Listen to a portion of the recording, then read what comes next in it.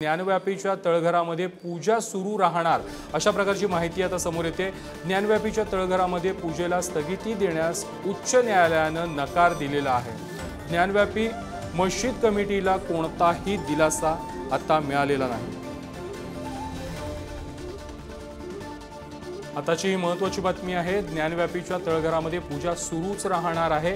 ज्ञानव्यापीच्या तळघरामध्ये पूजेला स्थगिती देण्यास उच्च न्यायालयाने नकार दिलेला आहे। ज्ञानव्यापी मस्जिद कमिटीला यामुळे कोणताही दिलासा मिळालेला नाही। ज्ञानव्यापी मस्जिद कमिटीने उच्च न्यायालयामध्ये याचिका केलेली होती, पूजेला स्थगिती देण्याची मागणी करण्यात आलेली होती, मात्र ही याचिका आता कोर्टाने फेटाळलेली आहे। या संदर्भात अधिक माहिती देत आहेत आमचे प्रतिनिधी शिवाजी काळे। शिवाजी, ज्ञानव्यापीच्या तळघरामध्ये आता पूजा ही सुरूच राहणार आहे, काय अधिकची माहिती आहे? या अगोदर ज्ञानव्यापीच्या तळघरामध्ये पूजा करण्याची परवानगी जिल्हा न्यायालयाने दिली होती।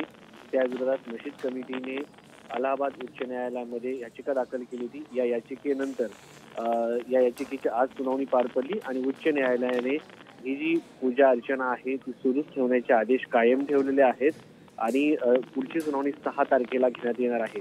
सगळ्यात महत्त्वाचं म्हणजे यामध्ये राज्य सरकारला देखील कायदा सुव्यवस्था सांभाळायचे आदेश उच्च न्यायालयाने दिलेले आहे।